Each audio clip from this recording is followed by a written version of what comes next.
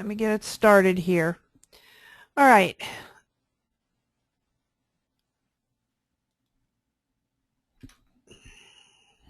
Hang on here a minute.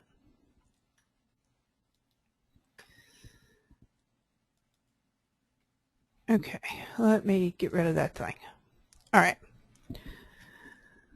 So, okay. Next, let's hope it's not going to have us do that. All right.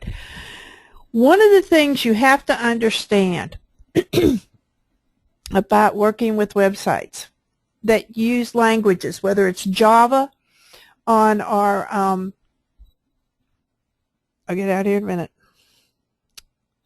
in our mobile apps class, or whether it's VB here. ASP, and that should say 4.0, that was a typo, keeps two files. You have an ASPX extension that holds the HTML and ASP tags for service controls. ASPX.VB is a code behind file that contains the Visual Basic code for the form. If you need other classes, then you're going to put them in the app code form. So you start off with a class already. So what that means is, oh, fiddle, go away.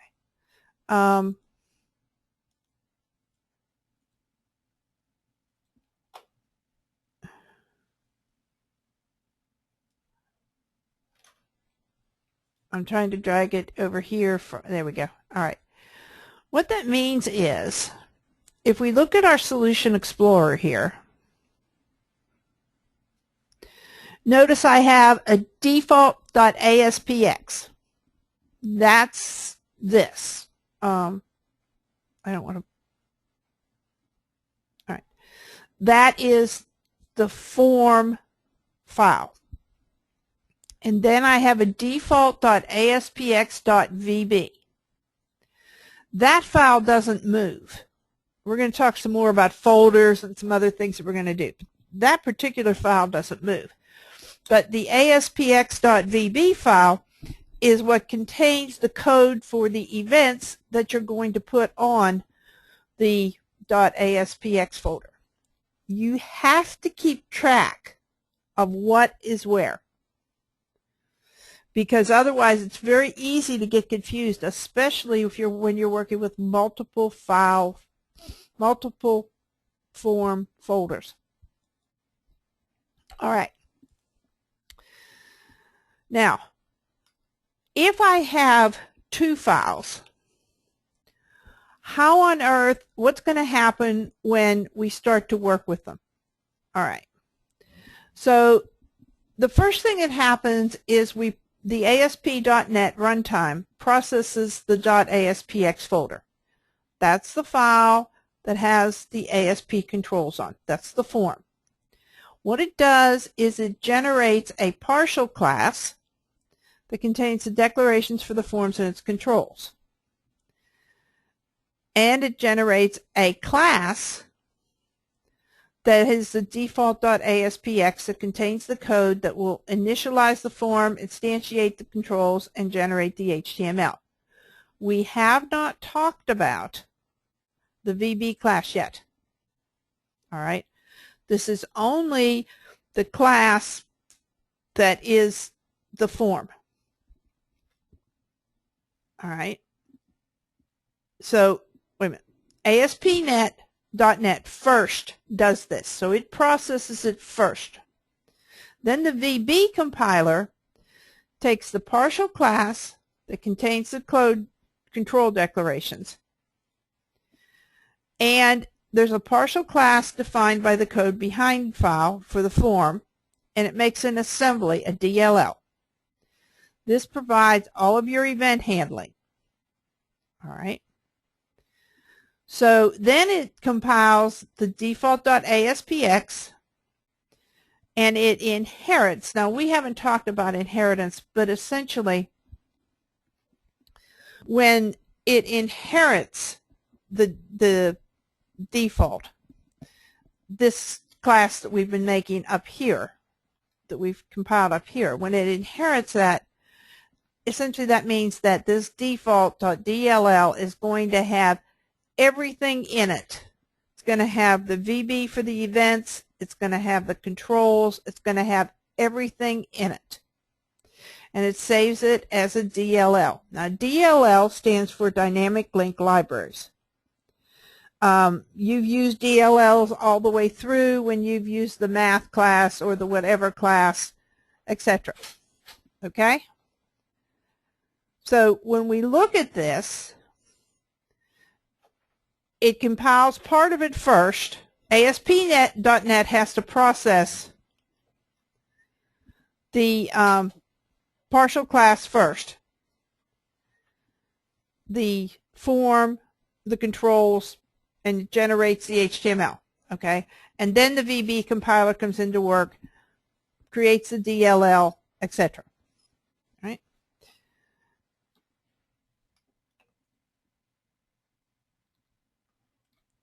Any questions on that?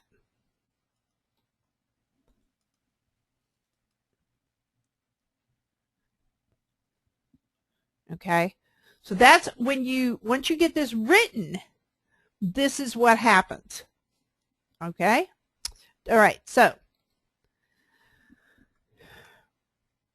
now if there's any other class files, like we talked about a car class, things like that, they're also compiled. That's the next thing that happened. They're compiled and it saves them in a single assembly of DLL. So you could end up with two DLLs. The first one would have all of the information about your form and the VB that's attached to the form. And the second one would have any additional classes that are there. Now, this only happens the first time the ASPX page is requested. Every time after that, it uses those DLLs because that's what they're there for. Okay, so the usual procedure, assuming the ASPX page has been requested before. Now remember, this is processing on the server. So when it says requested, it doesn't necessarily mean requested by you. It's just the first time that anybody runs this page, it does all this compilation. Once everything is compiled and the DLLs are created, then it goes ahead and just uses those. And since everything's stored on the server, anybody that wants to access that page after the first time will use those DLLs. All right. So after all that's done, assuming several people have accessed the page, ASP.NET creates an instance of the page from the page final assembly, which is those DLL. ASP.NET is going to raise the appropriate events, that is, events handled by the event handlers for the page. So when we create our event handlers the same way we do for a regular Windows page, ASP.NET takes care of it.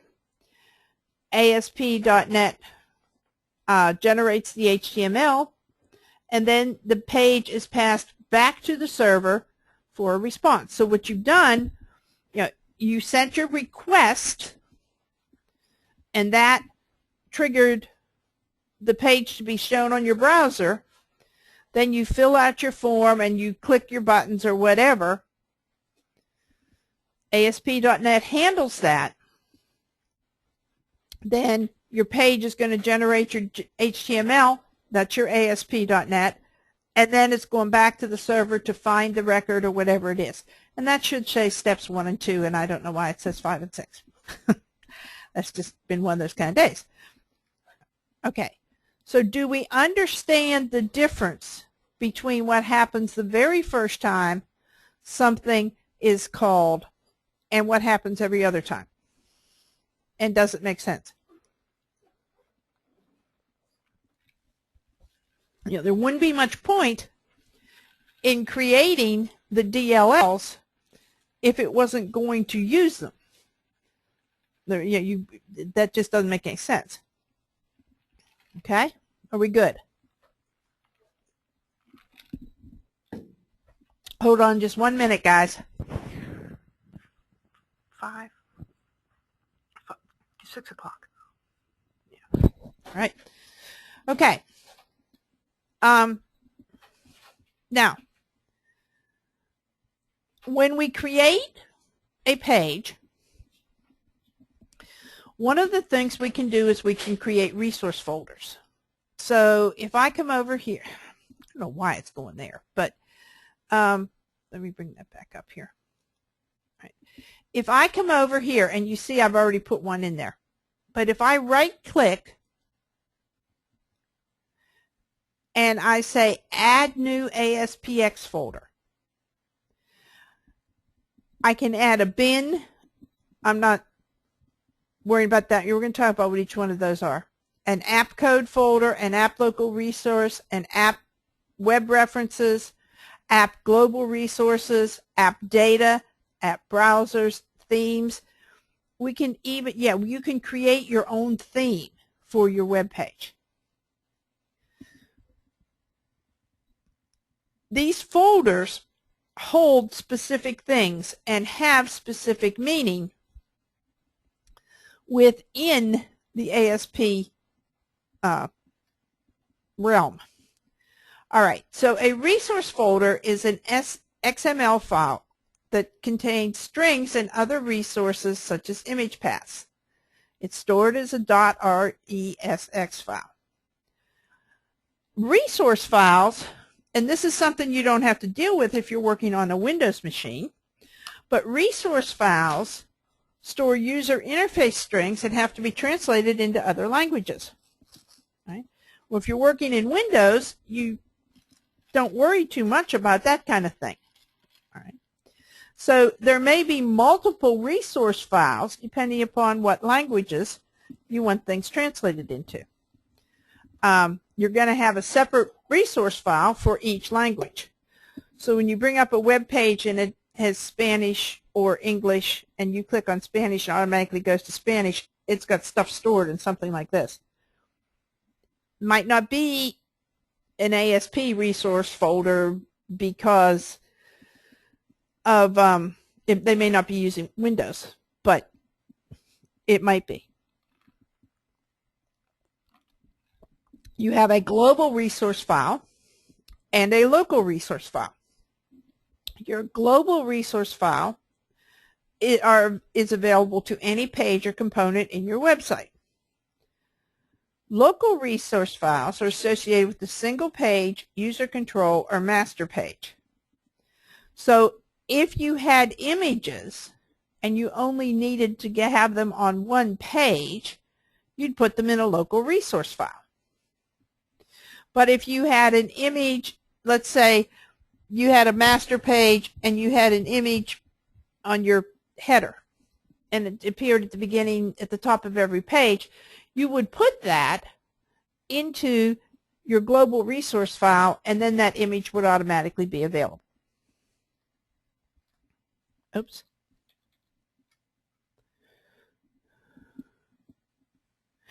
No, it's not in the book, honey. It will be out there on content. It just hasn't gotten out there yet because I didn't get a chance to proof it, the web version. It'll be there, guys. Don't panic. Any other questions?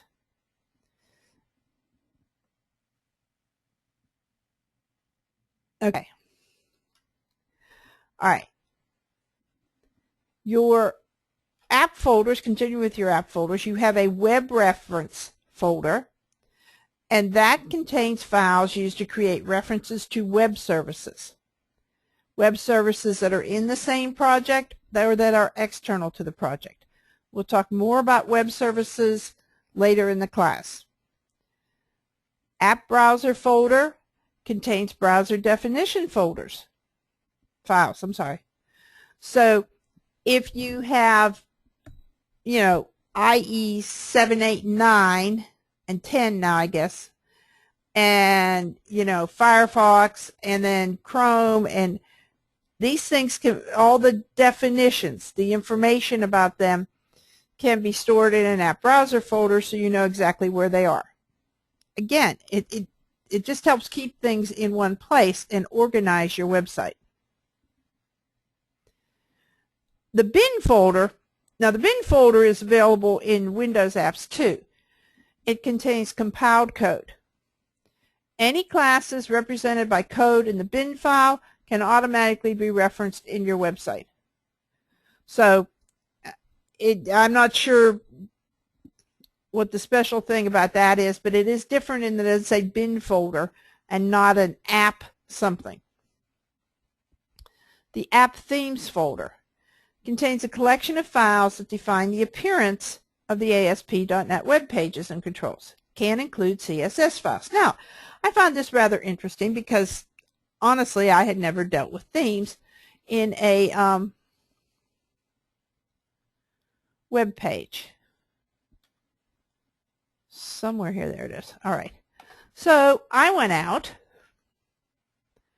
Here is, you can do themes and skins.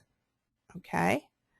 And there's also another link right here. Nope, I'm sorry, wrong one. That's not what we wanted. This is it.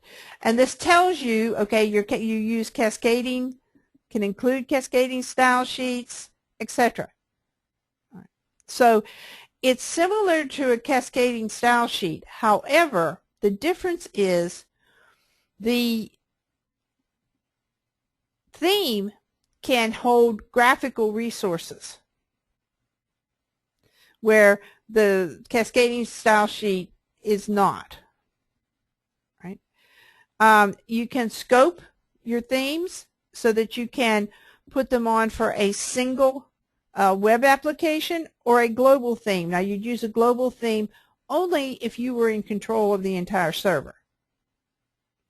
And once you put a theme out globally, then it would be used by every website there. Now, your precedence, okay? You can specify that theme settings take control over local settings. So if you put a theme on a server, you could automatically ensure that all of your websites would have used the same theme. Not sure that's a good idea, but you can do that. Okay. Questions?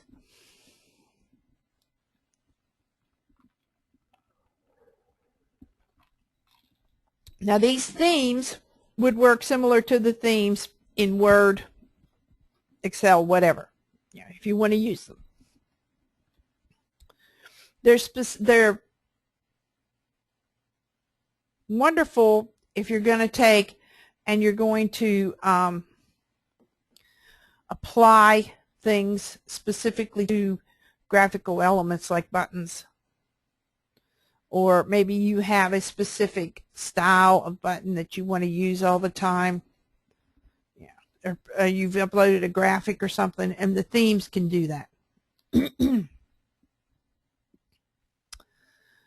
Web form controls. Now, when you're going to develop a web form, which we're going to do here in a few minutes, your web form controls are different than Windows controls. To start off with, your base class is the system.web.ui.webcontrols class. Web form controls have different properties. They use the ID property instead of the name property. So when you want to give a web control a name, you put it in the ID property. The text property works the same as Windows controls. But you can enable theming, which is not something I've seen on Windows. I believe it's available in the 2012 version. You can also set validation groups so that you can have things validated as a group on certain controls. And we'll talk more about validation as we go through here. Okay. So we're going to take a look at today working with multiple controls, multiple pages. All right, not themes. We're not going to deal with that, but those we are. All right. We're also going to look at the various properties of various Windows controls. All right, so if I want to use more than one web page, so in other words, I'm going to go from one page to another web page. There's 3 different ways I can do it. I can use a transfer method of the HTTP server utility class. This takes care of the transfer on the server. I can use a redirect method of the HTTP response class, or I can use the redirect permanent method of the HTTP response class. Okay, Mr. Rovetto, what's the difference between all 3 of these? All right. If I use the transfer method, it terminates the execution of the current page and transfers the control to the next page. All right, pretty much what you'd think it would do. It's very efficient because it executes on the server. However, the browser is not updated to reflect the address of the new page. So it can cause confusion. And we're going to look at it. I don't know if we'll get to it today or next time, but we'll look at it and you'll see what I mean. Now, oh, that should have been indented. The syntax is server.transfer and then the name of the page where you want to transfer. In this case, I just put cart. The redirect method works at the client because it's part of the HTTP response. All right, so the redirect causes the client to, it redirects the client to the specified URL and terminates the execution of the current page. The server sends the HTTP redirect message to the browser. The browser processes the new page and sends the new page back to the browser. All right, if you remember, we talked last time about HTTP requests and response. And so these are the types of things we're looking at. Now, it does require a round trip, meaning you have to go from the browser to the server and back to the browser again. That makes it less efficient than the transfer method. Here's our code example, which is response.redirect and a cart. The syntax for any one of these is almost identical. The only difference is what you're calling. The redirect permanent method permanently redirects the browser to the specified URL and terminates the execution of the current page. I know some of you have gotten to a page where it says, this page is no longer here, you will be redirected in 5 seconds or something like that. That's what this is using, because it's used when the name or location of the page is changed. So if you've put it onto a new server or if you've changed the name, then this is what you would use. The server links the old name to the new page and brings it up. And this is simply response.redirect permanent, and I use something different here, products.aspx. Okay. So when we're bringing up, when we're transferring control, those are our 3 options. What's the best option? Well, it's redirect. And I don't know if you guys use this in IST 220. I hate not teaching that class for this reason. I'm not sure what you've covered and what you haven't. But redirect method is the best method to do that. However, if performance is absolutely critical, then you could use the transfer method. But we're not going to have any performance critical pages, so we will use redirect. Now, all of you should have had CPT 260 web servers and stuff, and all of you also should have had the Linux class. So when I say I have an absolute address or a relative address, you should know what I'm talking about. Is anybody totally lost by those two terms? And if you are, you're not going to admit it. Okay. All right. So when we talk about absolute and relative URLs, essentially we're talking about the same thing. If I have an absolute address or a relative an absolute address or an absolute URL, what essentially I'm doing is I am typing out everything. Now in an address, that would mean something like C:\\, no, well, let's just use my H. H:\\, my documents / courses / fall 2013 / CPT or IST 271. That would be an absolute address. For URL, it would be something like http www.hgtc.edu. That's an absolute address. It's going there no matter what. All right. Your absolute URL contains the domain name. Absolutes used with the transfer or redirect allow the display of a page from a different site because you're going to put the name of the website right there. A relative URL specifies the location of the page relative to the directory. You know, I've typed in directory at least 50 times today, and I put directly every single time. I apologize. I will fix it. It goes to the directory that contains the current page. Relative URL is only used within one website. So as far as which one you're going to use, you could always use an absolute website or absolute URL. But you can only use a relative URL if you are moving between pages on that particular site. Okay. So here's an absolute. Okay, response.redirect http://www.hgtc/default.aspx. We don't use ASPX, but that's what it would look like. Now, if I have a relative, but I'm still in the same directory, response.redirect login register.aspx. So this login folder is in my directory. If I want to go, if I'm not in the same directory, I can navigate to it. Response.redirect .. which means go up one directory and find the file register.aspx.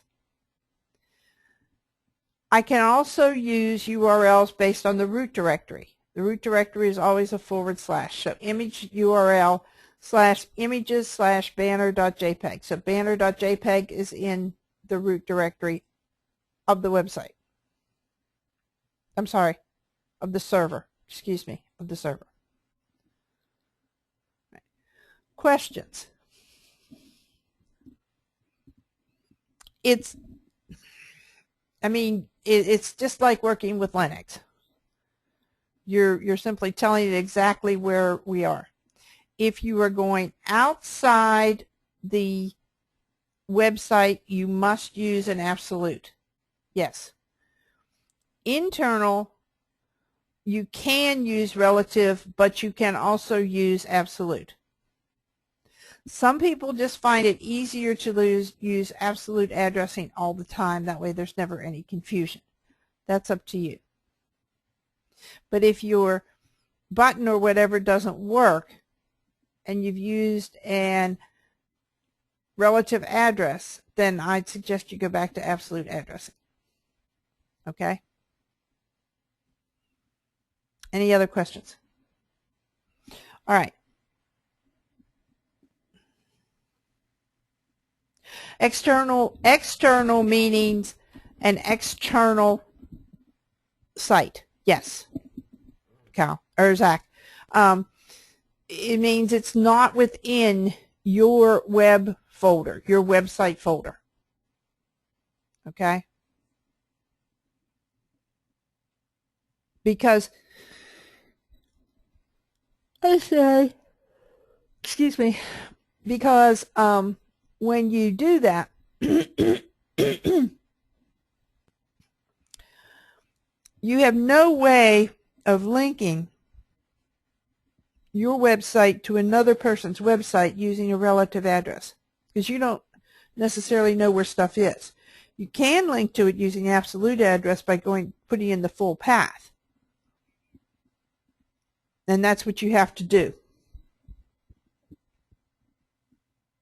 Like I said, however, I prefer to put in the full path all the time.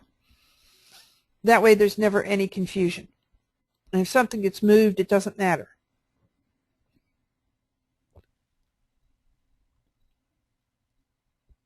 Any other questions? All right.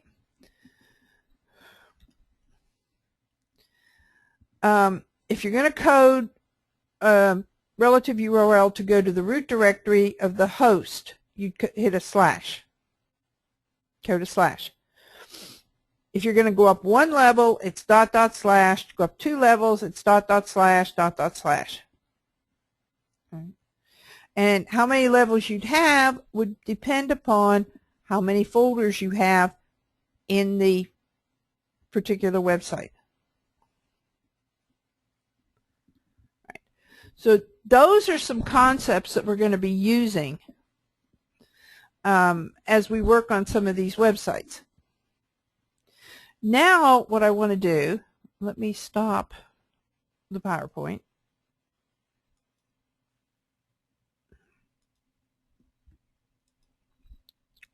Okay, it did stop. All right. And go over here. And what I want to do is I want to open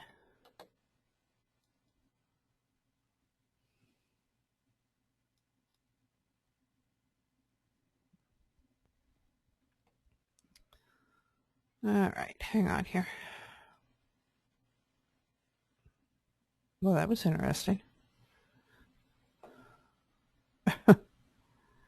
Give it a minute, it's thinking.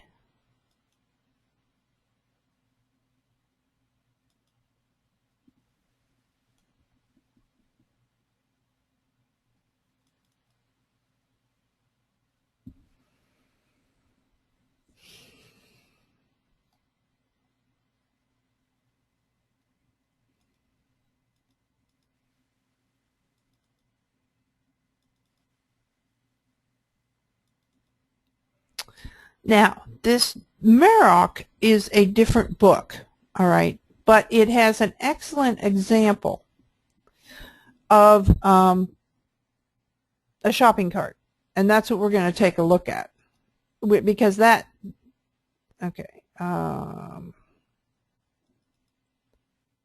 so let's open that cart.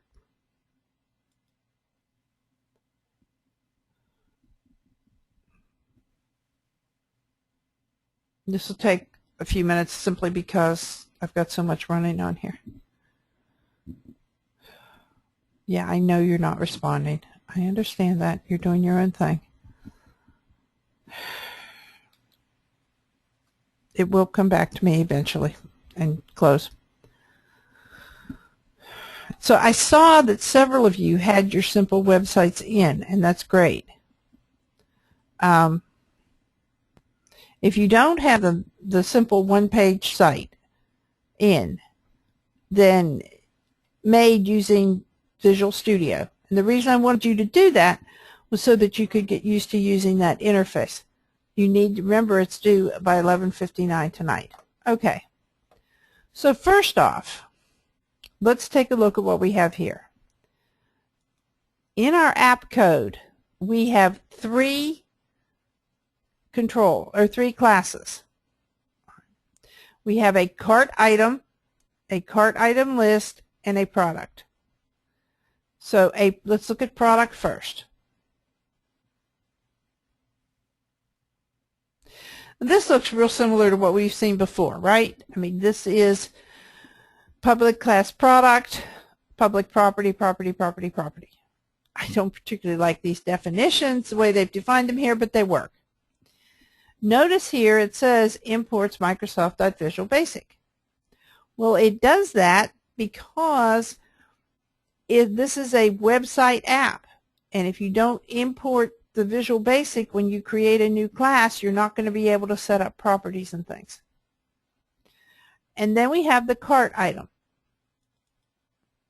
All right, now, if this is the product, and the product is what you would store if you were storing inventory, then this is what would show up in the cart when you went to add something to the cart. You need the product and the quantity. And then you'd be adding the quantity to a total.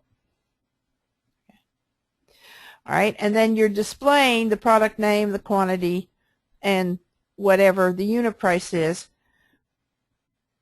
and you got the unit price from product. All right, the cart item list simply makes a list of all the items in the cart. All right, if you have all the items in the cart listed in a list, then it's fairly simple to total them up. Again, this is kind of, all right, this is your item. Okay, so here, if we want to get the cart that's in our current session, this is the function we would call. Now, if there's nothing in this cart, then you're going to create a cart. The cart will hold the data between the two forms. Remember, we said with all of the methods of moving from form to form, the first thing any of them do is shut down the form. So when you shut down the form, you lose all your data. So you got to have some way to hold on to it. So you're going to have this cart that you're going to hold on to. We can add a new item to the cart, to the list. We can take one off. I'm sure you've all used shopping carts and that know the way they work. All right, so our app data is Halloween. Now, this is a SQL database. I don't know what version. And then we have our images. Okay, and we have a lot of images in there because this is a Halloween store. And so we have all these JPEGs in there. We have two forms. Each form has their own ASPX page and ASPX.ordered or name.aspx.vb. So this is what the form's going to look like, and this is the code behind. Okay, so let's look at the cart first.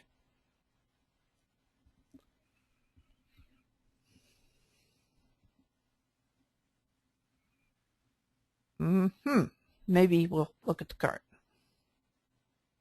All right, this is what your cart looks like. This is, this is where your list will show up. Here's where you can remove an item. You can empty your entire cart, or you could check out, or you could go back to your product page, your order.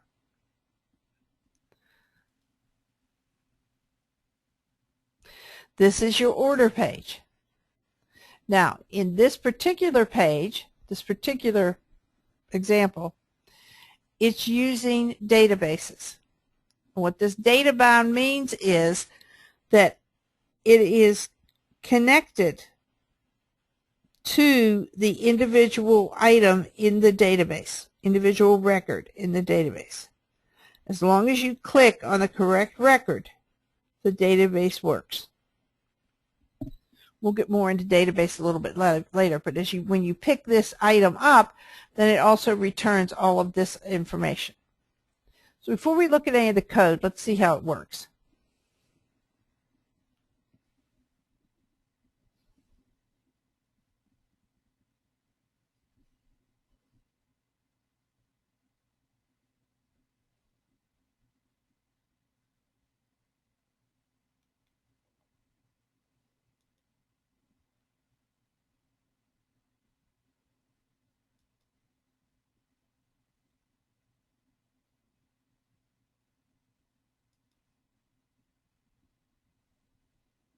Notice that when it's open up here on your address line, you have localhost because that is the server you are currently using.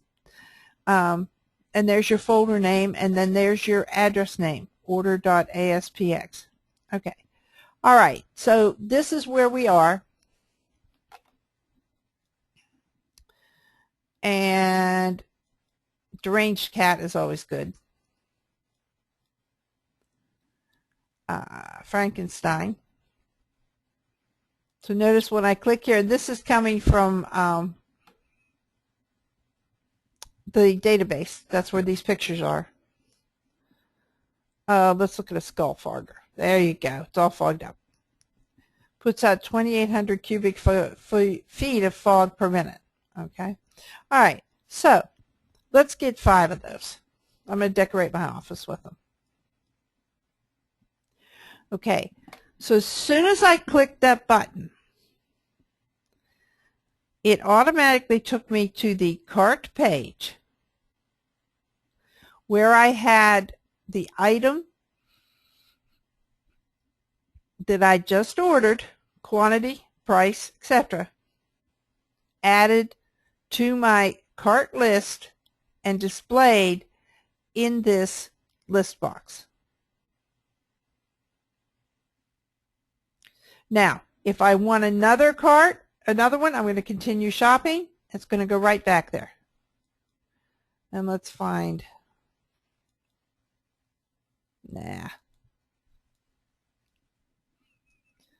ugly rat. How about uglier rat? Yeah, I don't like either one of those.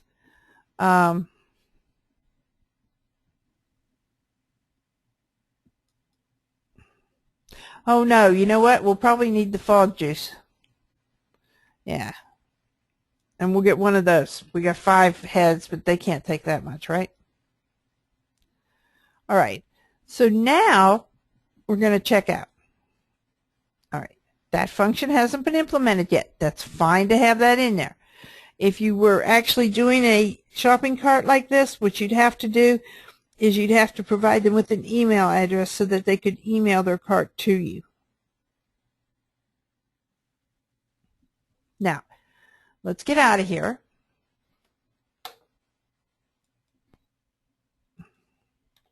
And let's go take a look at the code. Okay.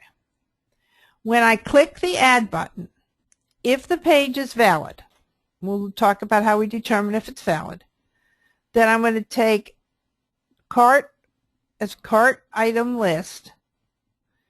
I'm going to say cart item list dot get cart. Now, get cart, oops, that was the wrong cart.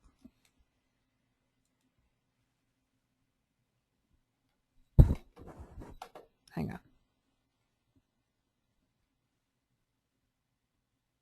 Your cart item list, there it is. I knew I had it open. Okay.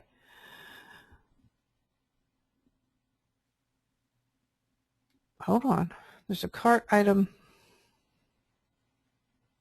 list. All right, let's find cart item list. I have to find it. I thought I had it organized. Apparently not.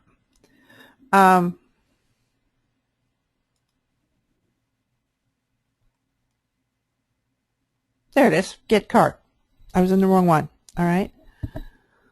So what this does, it's either going to create our list or it's going to add a new item to the list. Okay,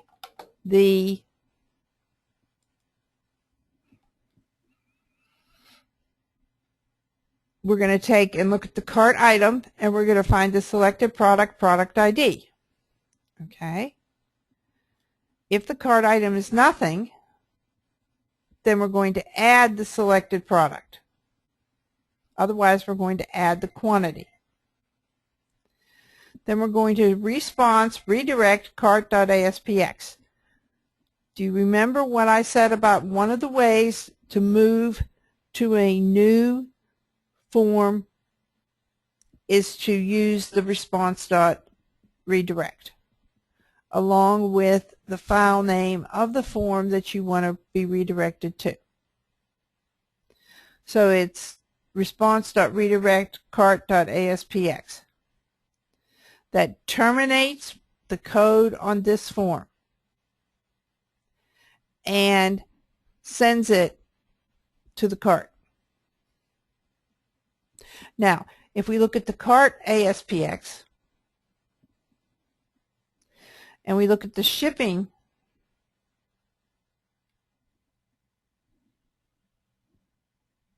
hang on.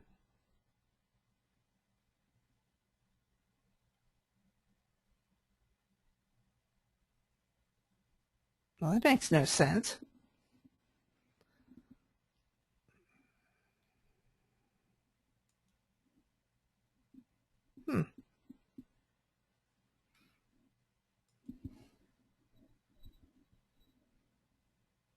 Well, it went back, though. I know it did. Hang on.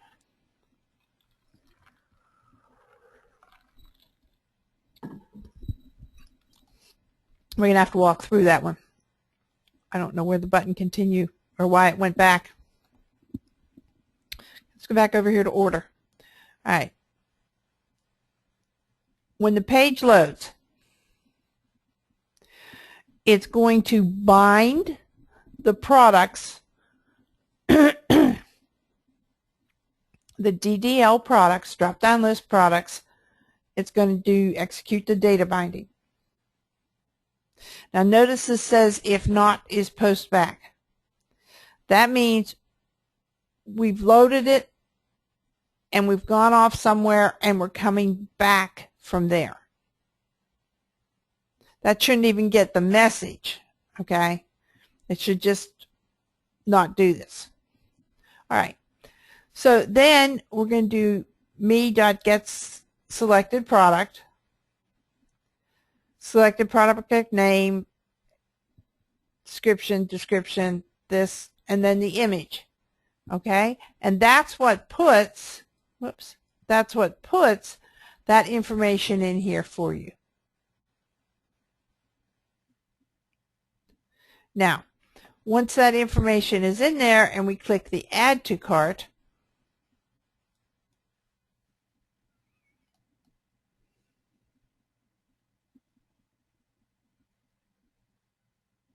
and we just had that a minute ago. Where'd it go? Okay, wait a minute. No, order. I was on the wrong one again. There's our ad. All right, and it's going to create a new cart item list, and then it's going to put the product ID in, and since we haven't done anything, it'll put the selected product and the quantity in there. Now, no problem, right? Displaying the cart. So on this one we have a, whoops, dang it, I keep clicking the wrong thing. And we have this would be displaying the cart. So if we double click that, no, that's not there either. Hold on. All right, what they've done here, hang on, add, I figured out what they've done. I just have to figure out where they've done it. Okay, so we get the selected product. Here's add click right here. And then we were doing add, and what was the other one? Go to cart.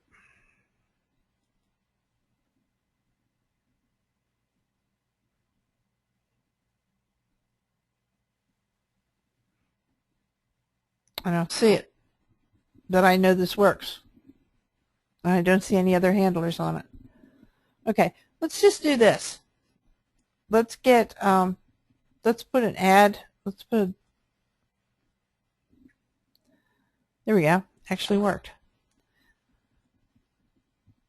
Stop.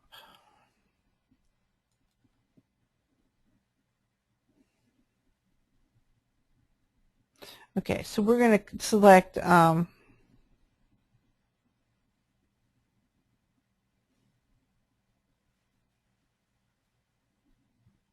flaming bats. We'll select flaming bats.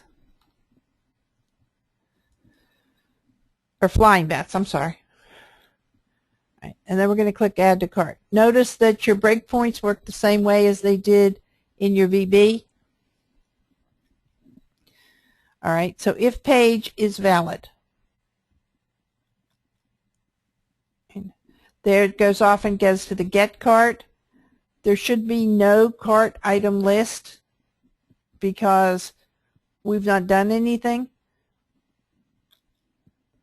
All right, so we're going to return this.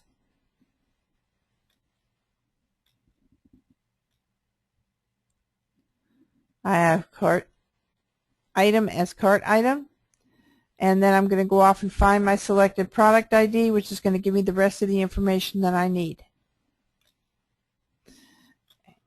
And there's my product and my quantity. So I'm ready to go.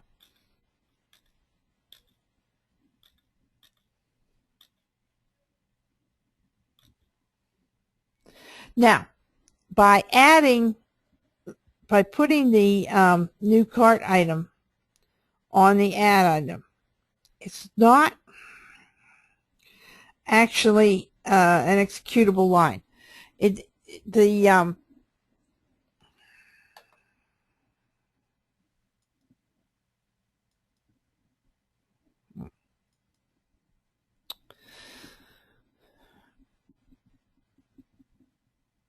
There we go. Okay. That's humbug. All right. Okay. If it's nothing, okay, we do this. If it is something, we just add the quantity and then we do a response redirect. I got out of this somehow and I didn't want to. All right, let's run that again a minute.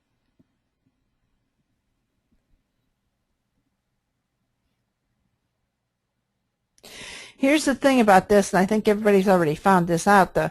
If you want to, I forgot what I was going to say. Typical today. All right.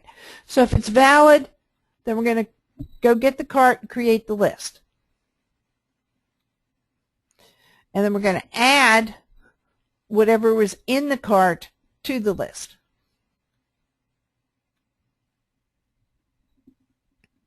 And we have our cart item. All right. So we're going to add an item. Do you see how I'm moving through the different classes?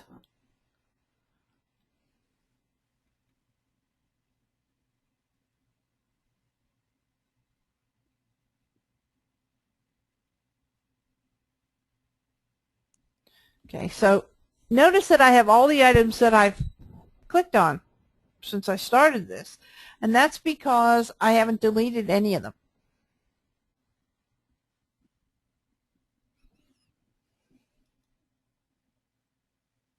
Now once I've emptied the cart, then I don't have them anymore. Have any of you been online and you stuck something in a cart, you forgot about it, and 10 days later, 30 days later, you get an email or you log back on that same site and you see you have items in your cart?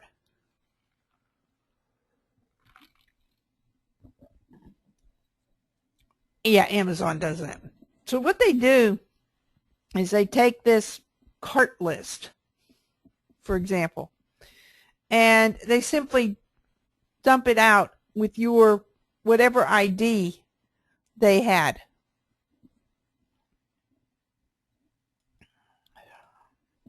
Okay. Read chat. All right.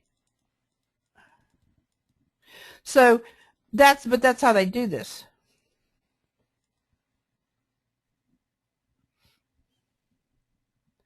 Okay. What does it have to do with chapter 7? All right. Chapter 7 is on ASPX. This is ASPX. Same thing, Carissa, you're right. It is probably what Corey was doing in 213. The deal is, okay, we don't have one specific class to spend on ASPX. So we're spending 3 weeks on it now, and we're covering this stuff now. Okay? Well, whether it's okay or not, that's what we're doing.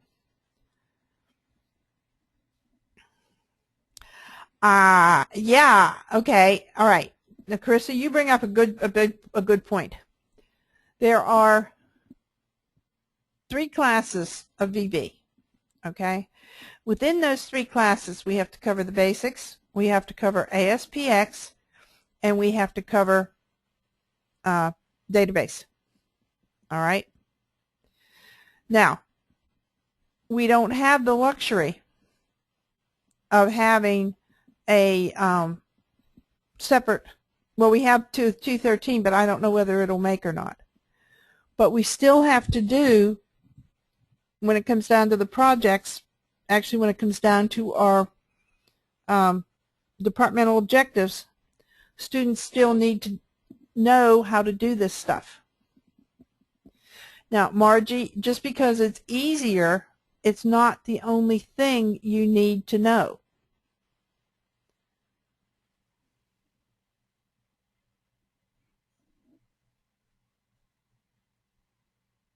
Okay. In this particular, Zach, you just said the car example. This is a complete site. This is only a 2-page site. It's a simple site. 286 is nothing. This, yes, it is so much different, but it's a totally different book. See, you guys are not looking at the big question. The end-all question is what's going to be assigned to us after this class. You're not asking the big question. The question is, what do I need to know to create a website using ASP? Now, I'm using this cart as an example because I thought it was cute with the Halloween stuff. I could have used any ASP site. Yeah, I'll post it. I'll put the example up there so that you can look at it. But here's the thing, guys, all right? No matter what you're going to have to do when you get done with this class, and Zach asked a good question, but what you're going to have to do when you get done with this class next semester, there's going to be projects. And I don't know what the projects are going to be. The only thing I do know is that they will be ASP. Some people will be using ASP.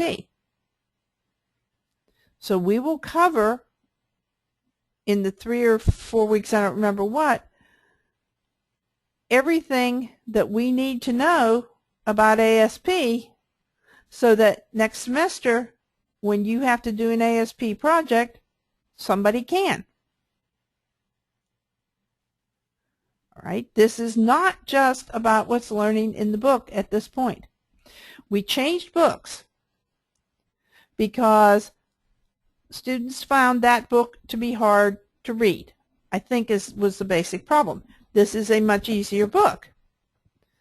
But you still have to have the same concepts, whether we teach them in a hard book, easy book, whether it comes from me, it doesn't matter.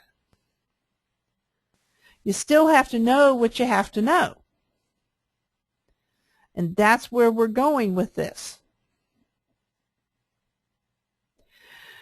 You can be reading other books because but that's true no matter what book I used.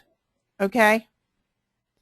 I take this from some of this from the Maroc ASP.NET book. Now that's one you really don't want to dig into because it's like 1,000 pages of nothing but ASP.NET. And you don't need to have that much for what we do in our classes. Okay? Now, the question is, do you need to have that much to do what you need to do on the outside? Probably. Did you lose sound? No. Okay. All right.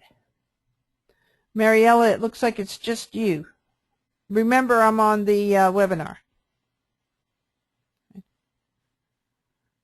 But in these classes now, guys, it's not just about what's in the book. It's about what do you need to know. And that's what I'm trying to give you.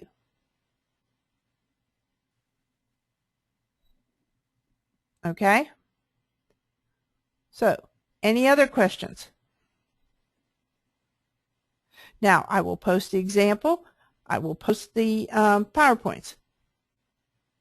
I will post as much as I can. All right? And I know you do, Margie. But you can go through and you can look at these. Okay?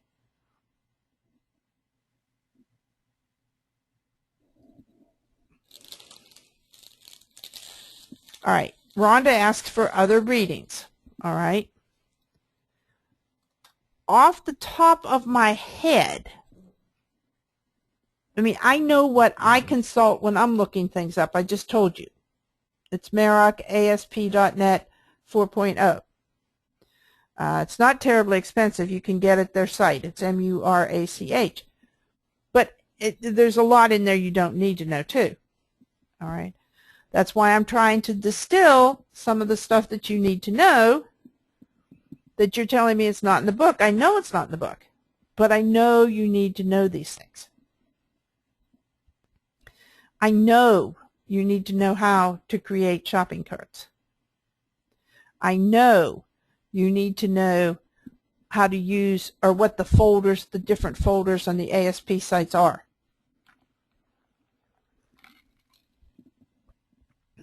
And so that's why we're looking at them. Now, I will put the code up there, and you guys can all look at them.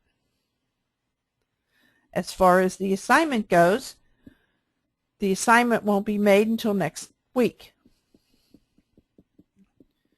This class will continue to have stuff that's not in the book. We base it off of the book.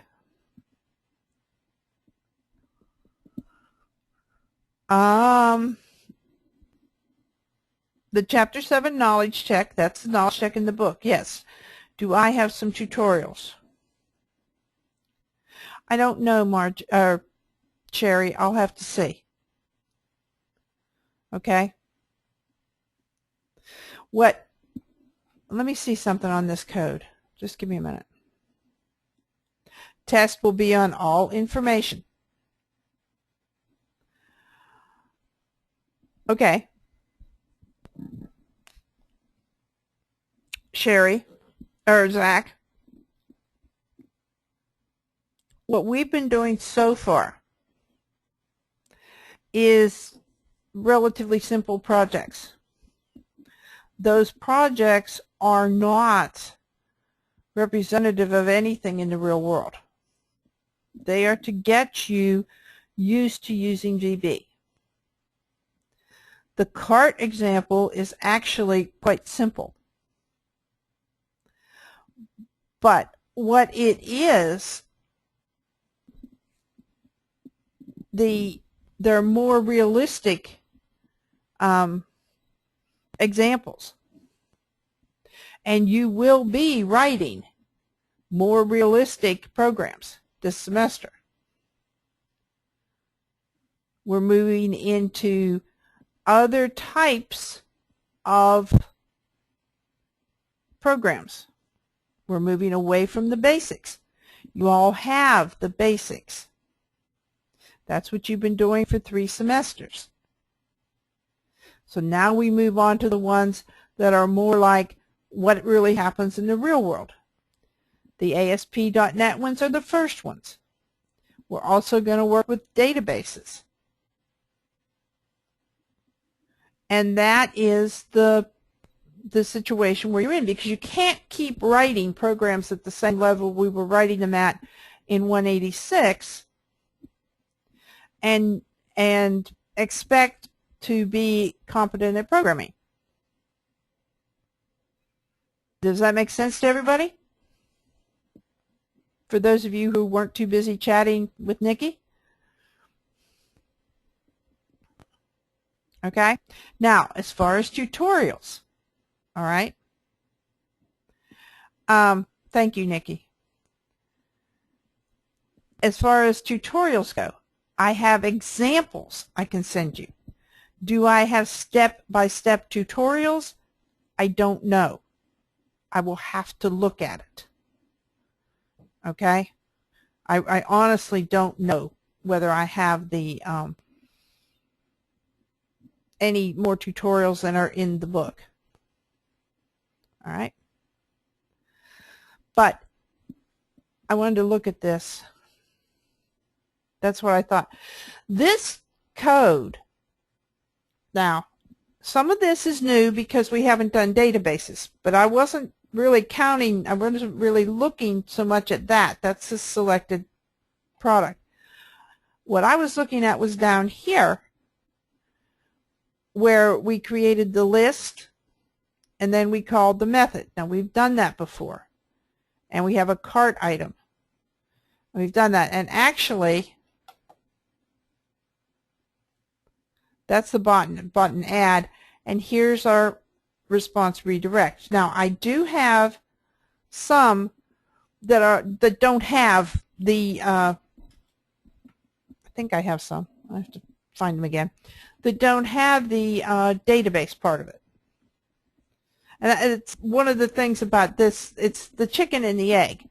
Do you do the database first and then the ASP, or do you do the ASP and then the database? And this author of our book has chosen to do the ASP first and then the database. And so there's a few things in there that might not make sense. But I'll look and see if I have anything for the, what was I going to say?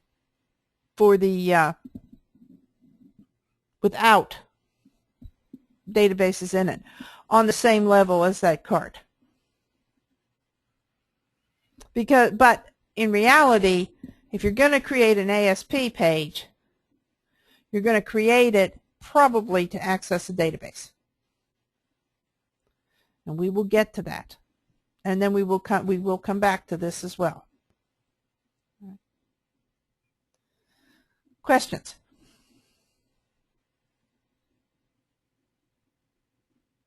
Okay. Now,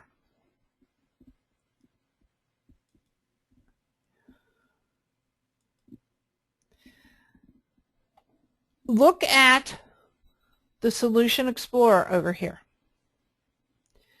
Do you see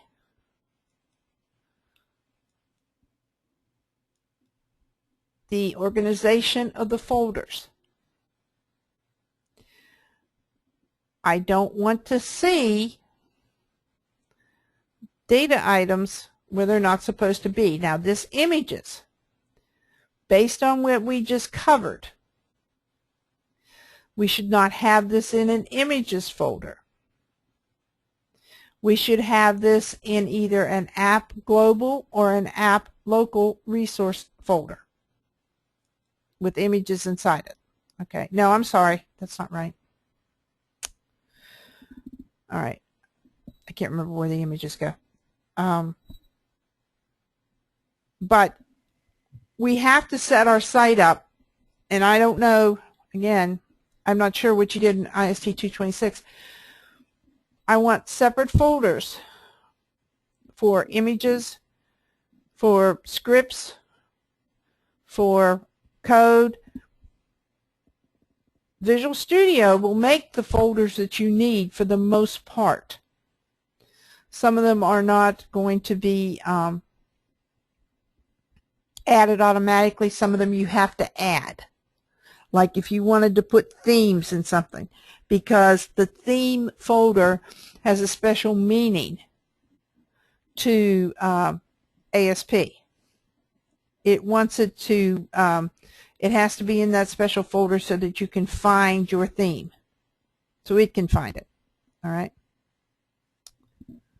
Media, images, and styles. Yeah. Okay. Well, and we're probably not going to mess with media simply because my machine overloads with media if I'm not careful. So like videos and music and stuff like that, I have a problem with when I'm grading everybody's programs. So we're probably not going to mess with that one. But then if we had media, images, and then you would have app code and app data at least. All right. Okay. So give me a minute here till I get on to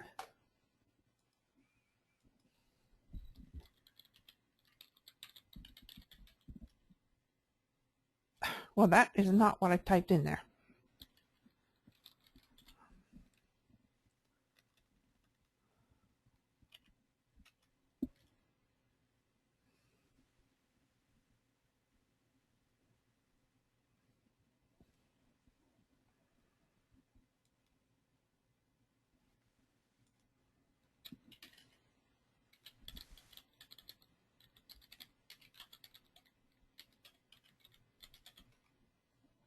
Oh, I just put the wrong one in there. I know I did.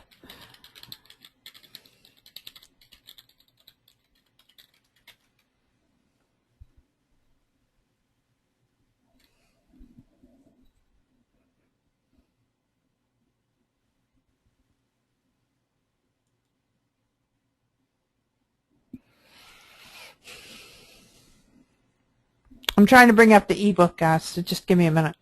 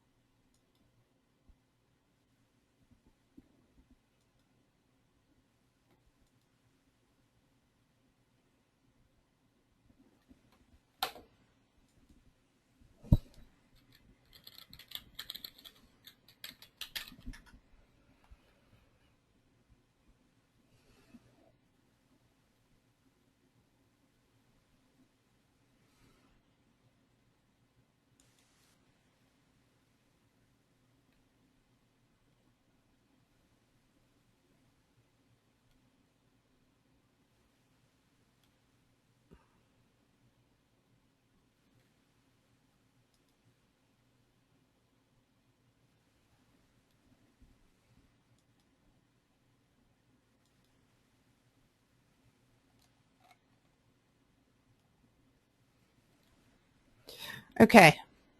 So your debugging exercises and your program analysis and your knowledge check is due today, this week, today, I think.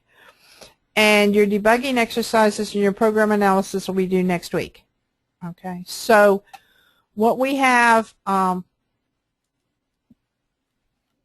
Chapter 7,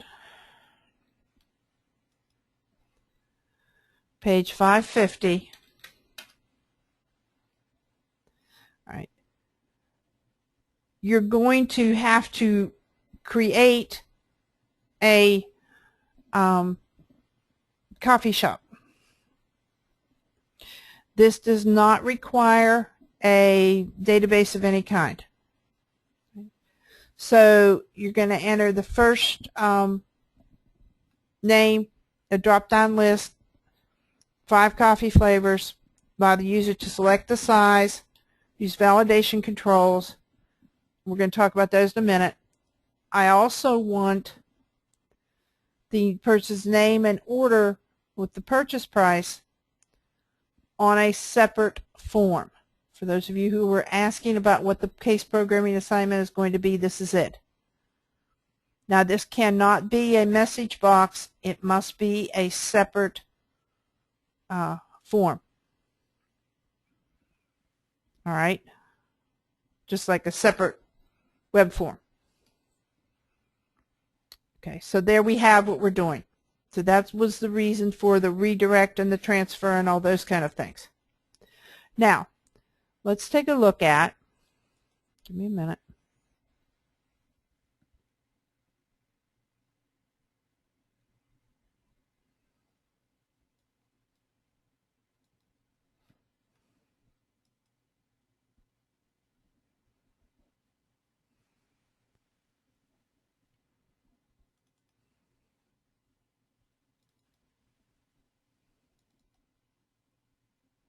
Oh, fudge, hit the wrong thing.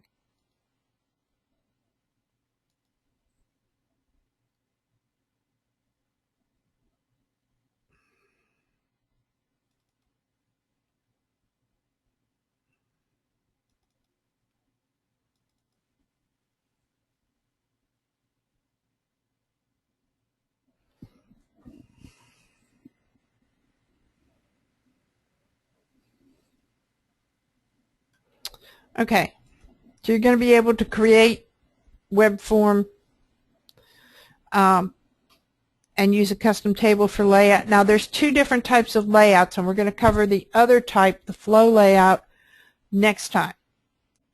But there are two different types of layouts for web designs. All right. Okay, this is what you're creating. This is your app. All right. We talked about dynamic web pages and the basic web information like the server and the computer and those kind of things last time. Okay. I don't care if when you do your project you use this template, but I better not be able to tell you used it. All right? So in other words, I don't want it to look anything like this when you're finished. And it shows you how to customize some of the things on the template and the navigation buttons and some stuff like that. That's not what I was looking for.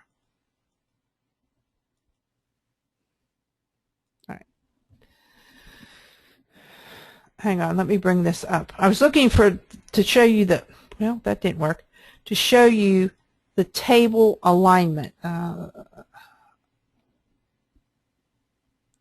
5. Chapter project.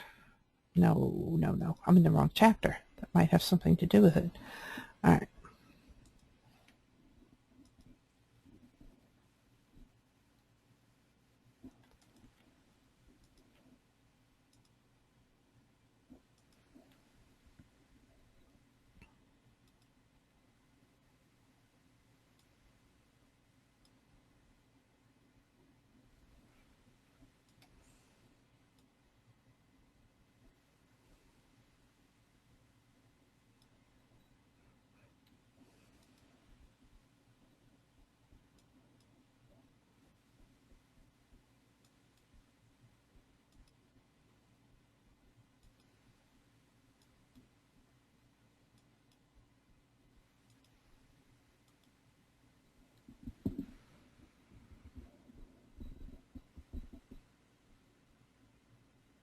Okay, so let's look at the default.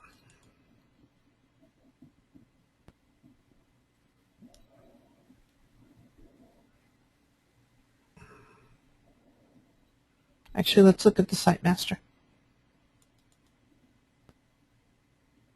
All right, now, anybody who knows anything about VB looks at this site and they know how it was created. It's just kind of like the resume template in Word. It got to the point, before they had all the different ones, where if an employer got a resume using a Word resume template, they didn't bother to look at it because they assumed you didn't know how to write your own. It's the same kind of thing here.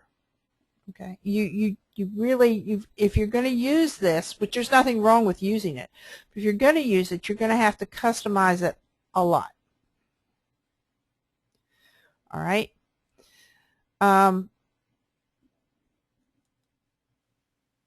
This particular template comes with built-in JavaScripts.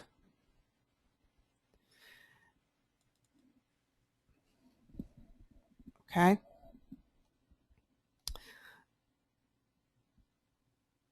This does various things here. Speed up references, does functions, all these things. Now, the problem with this, using this template, is that if you use it, you've got to understand what each one of these things do. Not just what this says, okay, but exactly what it does. So this is trying to handle HTML strings. Why are we trying to handle HTML strings? This is a relatively complex thing that the book just kind of skips over and says, go ahead and use this. But if you're going to use it, you need to understand it. There are several more pages in here on how to change your password and log in. Again, if you use this script, I expect you to know how these things work. All right? If you don't know how they work, get rid of them. All right? So let's take a look at this. All right. All right. This is simply failure text. All right. Here is our validations. Now, the book talks to you about the validations. This is in, I mentioned the other day, a little bit ago, about validation groups. This is the change user password validation groups. You can get one of two error messages here. It's part, the CSS class is a failure notification. Again, what I'm trying to say here is if you're going to use this, you'll need to understand all of this. On the other hand, if you choose not to use this, all right, then you're fine. I need to get to reservations and, okay, wait a minute here. Reservations. That's our navigation menu. This is supposed to be a finished project, and I don't think it is. Okay. All right. Okay, so it doesn't have the reservations with the, okay. All right. So let's just go ahead and let's just, what happens when we do reservations? You guys have done, did I assign the tutorial? Did I assign the tutorial? Yes or no? It's due on the 9th. Okay. How many of, yeah, it's not due yet. All right. So that's not going to work either. I was going to have you tell me about that. But if it's not due yet, you don't necessarily know about that. Okay. No problem.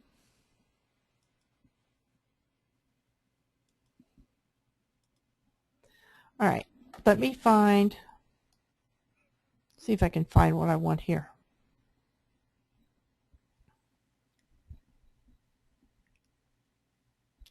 Yeah, okay. All right. We have several validators that we can use. And you need to know how each one of them work. We have the required field validator.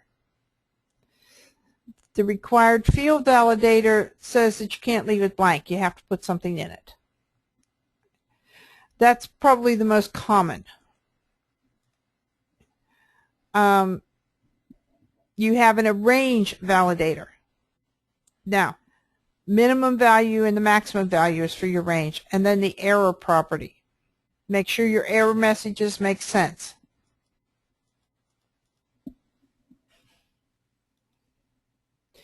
At the end, you have a validation summary control. Now, that will allow you to display your error messages anywhere. I'm not sure where her exact code, because it's been a while since I've written it, where her exact code puts this, but don't, when you trigger, when you're writing your thing here, when you trigger your validation and you set up your validation summary and stuff, make sure it makes sense. Make sure I'm going to understand it.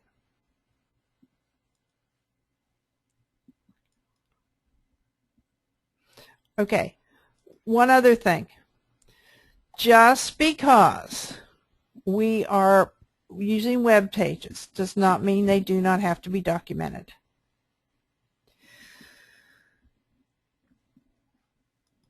This is the requirements document for this. All right. This is the program design, the use case. This is the event planning document. You can use these as templates, but you must turn in all the documents that you did last time. So in other words, yes, you have to do a data dictionary. Yes, you have to do a data requirements document. And yes, you have to do a mock-up. And if you, yes, and the love contingent. I do love you, Zach. I want you to get a job when you're done here. And the event handler, yes. What did I miss earlier? The reservations file is the about file. Okay. Yeah, and see, here's the problem, okay? And this is one of the problems with the book. Reservations file is the about file. The book didn't have us change it. It just had just the tab. And that's an issue with me, because if you either change it or you don't change it. If you're not going to finish it completely, then don't mess with it. Data dictionary for the website. Yeah, for the forms, but remember, it's the variables. Just like it was before, and you'll do a separate data dictionary for each form if you have variables on that form.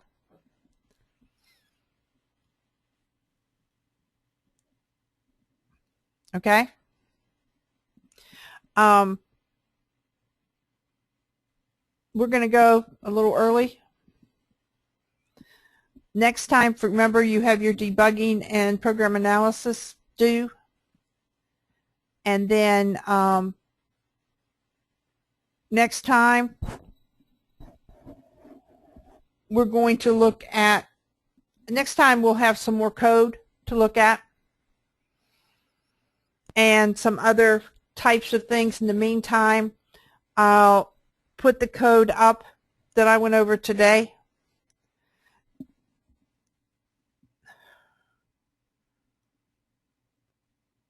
I'm going to try to find them. Yeah, the problem is, Carissa, most ASP pages are, you use ASP because you want to access either an Access database or a SQL Server database. That's why you use it. Okay? So it's really, really hard to find something. So I'm going to try and find it. I'm going to try and find one. All right? Okay. Any questions?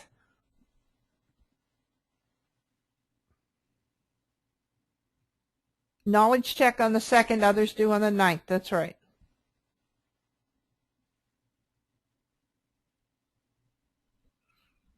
Okay. Anybody else?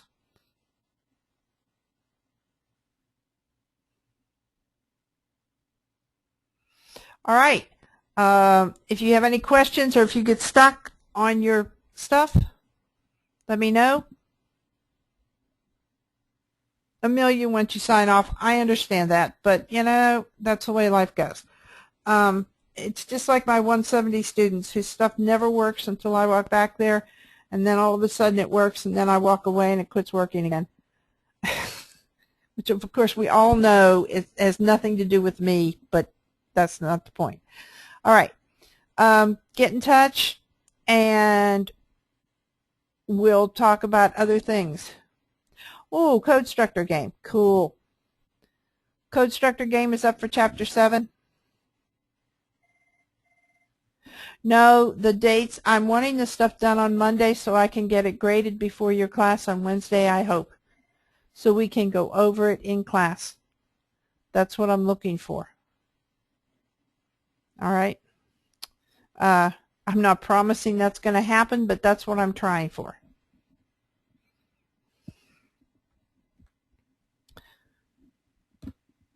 You didn't miss much. Question about 162.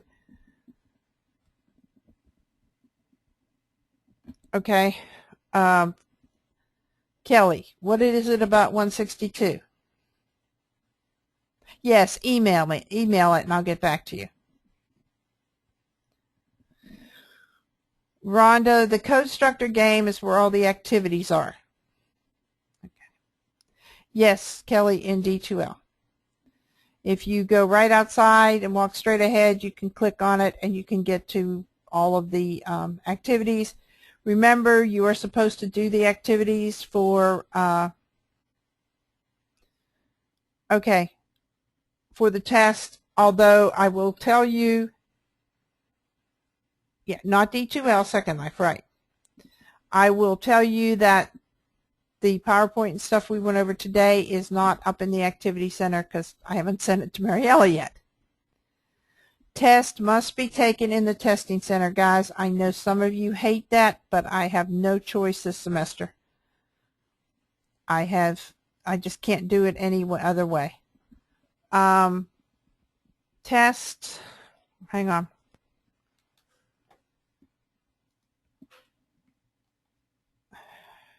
Chapter 7 test is the 16th of December. It is a test all by itself because it's the only thing we're doing on ASP. Okay? No, September, Margie. September. 16th of September. Yes, the week of the 16th. Okay, but now I have corrected it so you know it's September. Okay. Anybody else? Zach, what? Oh, he's just standing there. At least he isn't climbing the walls and across the ceiling. You know. Okay. Oh, all right. So now he's flying. He's showing off. All right. I'm going to stop the webinar, and I will see everybody next Wednesday. I'm signing out of, oh, Mariella, you and I need to talk. She said you had some questions. So just give me a minute.